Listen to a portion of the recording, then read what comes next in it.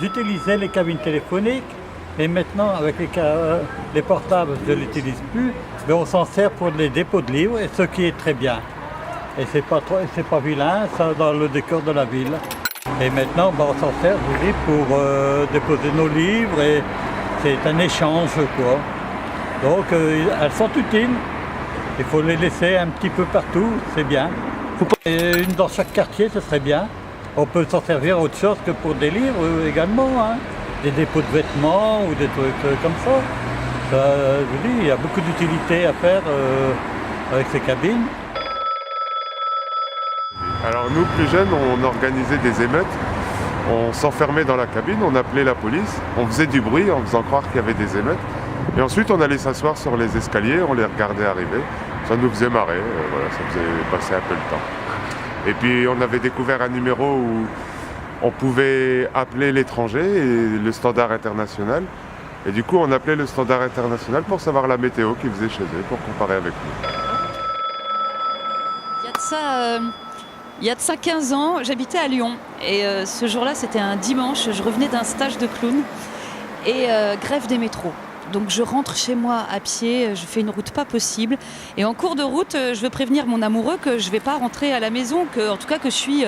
voilà, et pas un rond sur moi. J'avais laissé 10 balles à un mec qui faisait la manche. Donc j'étais là en train de me dire mais merde, je peux même pas passer mon coup de fil. Et là, je venais juste d'apprendre qu'on pouvait glisser sa carte bleue pour téléphoner. Du coup, je me suis dit, bon ok, je saute dans une cabine, je mets ma carte bleue et là, avec l'émotion, le speed, la grève des métros, je me retrouve devant cette cabine, devant le clavier. Impossible de me souvenir du numéro de téléphone de la maison. Impossible! Et c'était le blackout, je me souvenais plus du numéro de téléphone de chez moi. Alors j'ai récupéré ma carte bleue comme une malheureuse et j'ai fini la route à pied. Et puis voilà, il n'y a personne qui est venu me chercher et personne n'a été prévenu que j'avais fait 15 km à pied. C'était merveilleux. Et du coup, c'est un de mes plus grands souvenirs de cabine téléphonique. Pas beaucoup de souvenirs pour moi, du fait que je viens du village, donc il n'y en avait pas tant que ça. Mais après j'ai connu le téléphone, donc, mais c'est vrai que les cabines, ça doit manquer un peu à tout le monde. Parce que tout le monde n'a pas un téléphone à son service.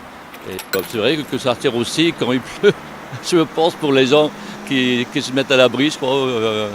Mais après, bon, il y a eu un dégradage de cabines, il y en a qui cassaient, donc je pense que ça venait cher, je pense, donc pour réparer les portes ou les téléphones.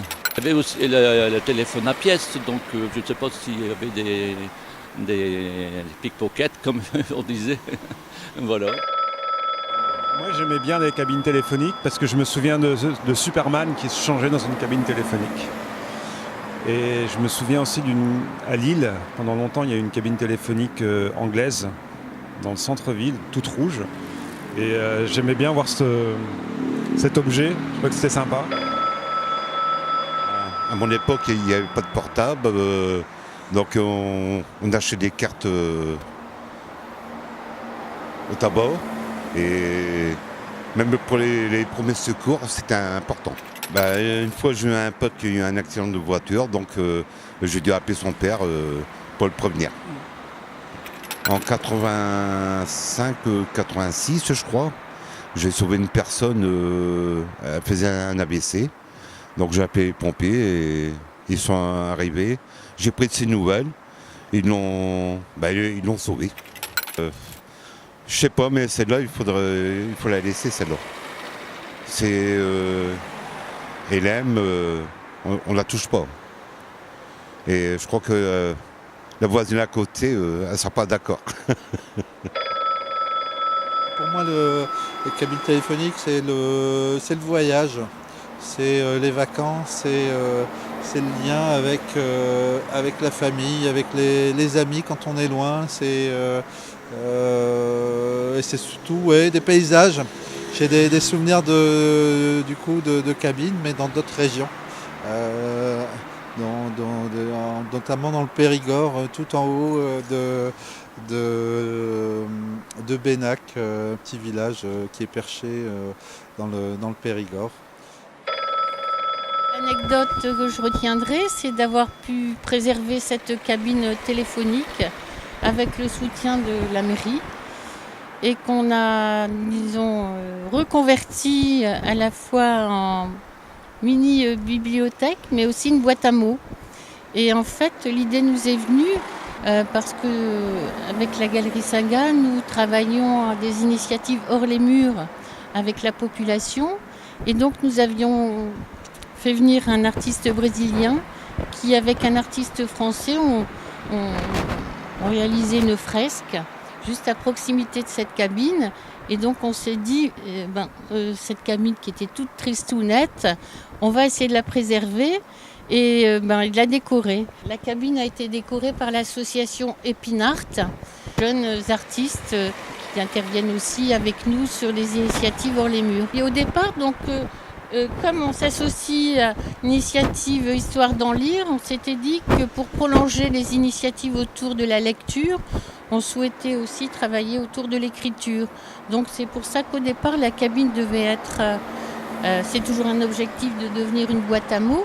Et donc c'est pour ça aussi qu'on travaille et qu'on va travailler avec l'association Zazie Mode d'Emploi pour faire des ateliers d'écriture. En attendant qu'elle devienne une boîte à mots, nous mettons à disposition donc des livres qui sont fournis par le polder, le café qui est juste à proximité. Et la cabine est décorée régulièrement dans le cadre d'Histoire d'en lire. C'est une action réalisée par la mairie à laquelle on s'associe. Comme Histoire d'en lire était le thème du petit chaperon rouge, c'est pour ça qu'elle est décorée avec des illustrations du petit chaperon rouge.